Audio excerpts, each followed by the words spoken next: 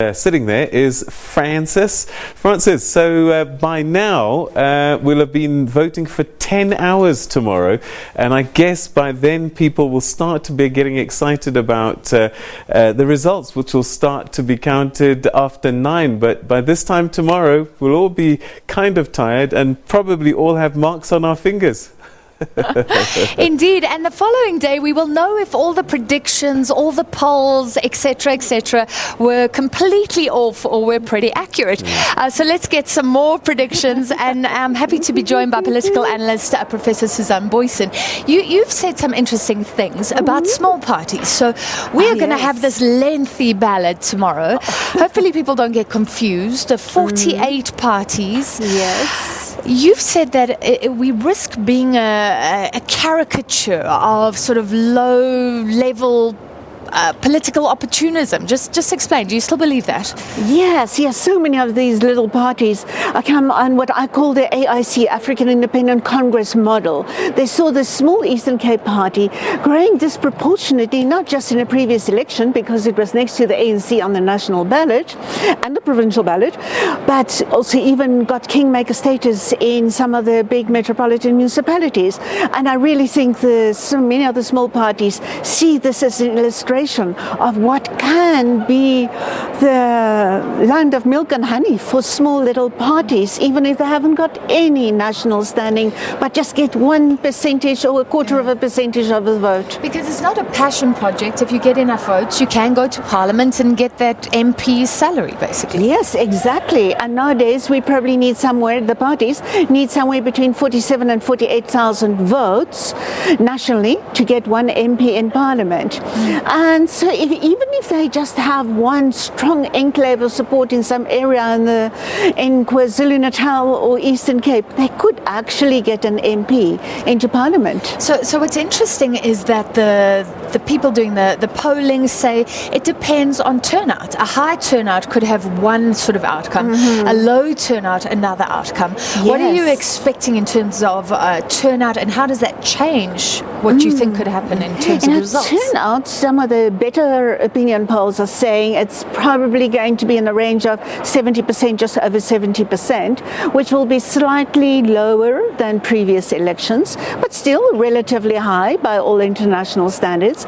And it's interesting, polls those for what they worth. I've also been forecasting that if this turnout goes up, the ANC is likely to do marginally worse. And the logic behind that is that people who are very uncertain but who go and vote anyway are more likely to vote for maybe one of the 44 very small parties instead of the ANC, whereas if they stay away, it's likely that disgruntled ANC supporters are those who have been staying away. How crucial is this vote for you? This is such an important point in South Africa's democracy. 25 years into democracy is a pivotal point anyway. But then, in addition, it is these 5 years, last 5 years, the last term, have been so eventful. I've seen so many variable fates of political parties, and in particular also the ANC, which has been very dominant to date. And it will be very interesting to see if after all of the events of the last 5 years, perhaps the ANC can still come out almost resurrected or sustained to the previous level of around 60-62%, but perhaps a little lower.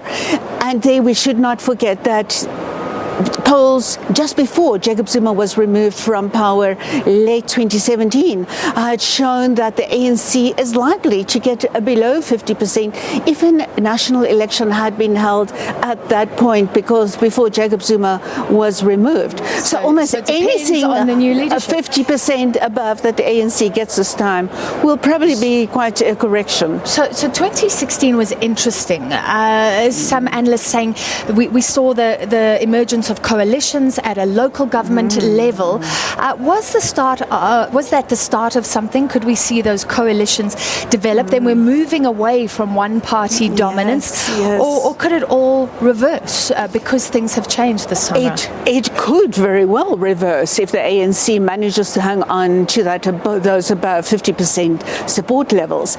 But then we know that ANC dominance is fraying. Even if it gets a pretty good vote to this stage, it will be a very conditional, contingent kind of support that it gets, and which would Is mean that true? Because we always say ANC voters are loyal. party loyalty is not what it used to be. Across the political parties, but in particular also for the ANC, party identification is lower. People are much more inclined to not give blind loyalty to this party and consider here and there some opposition parties, or lending a vote to some of the opposition parties, even if their hearts they feel the ANC is still it, but perhaps try to teach the ANC a lesson, to try to get the ANC to take their constituencies, the people they're representing, more seriously. Yeah, we're hearing from a lot of politicians, lend us your votes. We'll take care of them. Thank you so much, Professor. Use that phrase. Professor Suzanne Booysen, and she will be back with my colleague Bongani Bingwa. So some more analysis from you. Thank you very much. And from me at The Rock, that's it. Let's take you back to Johannesburg, where my colleague Peter Ndoro is standing by.